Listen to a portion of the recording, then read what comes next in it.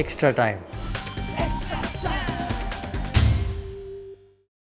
Hi, this is Norman Kochannek here for Extra Time at Adelaide Oval after day 2 of the match, the Border Gavaskar Trophy. India resumed their batting at 6 for 233 and were actually all out for 244 in a matter of 23 minutes with 4 wickets falling for 11 runs. A total that was probably a little bit less than they would have hoped to have gotten from a relatively good day yesterday where they batted quite strongly in difficult conditions. That sent Australia into bat, and it was up to Australia to see how they could counter the 244 that India actually got. Well, they took 28 deliveries, Australia, to actually get off the mark, which was a remarkable period of time. In fact, a good opening partnership would never allow that to happen. And the likes of Burns and Wade batted for a little bit longer, and in fact they both ended up getting out quite cheaply for 8 LBW to Bumrah. Both players actually underperformed quite away from where they should have been. Then, of course, Labuschagne batted with Steve Smith, and they began together quite well, but in fact that fell apart quite quickly. Labuschagne was dropped some 3 times, Smith was also dropped, and eventually led to Smith getting out for 1 off a mere 1 run off 29 deliveries. So Australian batting certainly struggled quite severely. Labuschagne survived a number of those dismissals that he was dropped on. He ended up batting for some time longer. Travis Head only got 7. Cameron Green came into bat with Labuschagne, and they held together for a period of time, but the bowling of Ravichandra Ashwin became the force at that stage.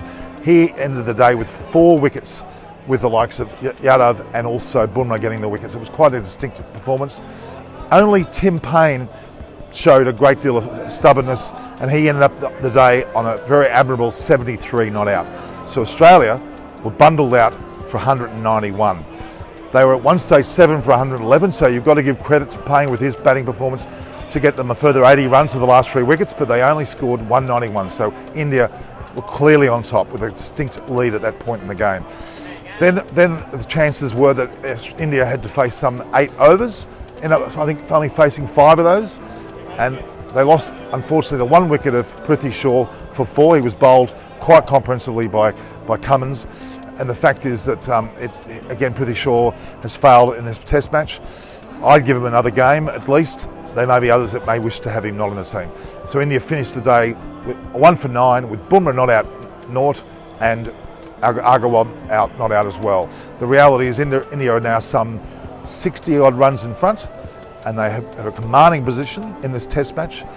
Again, India scored 244, Australia a mere 191, and India are 1 for 9, with still Pujara, Kohli and the rest with Rahane in the sheds there waiting for their turn to bat tomorrow morning.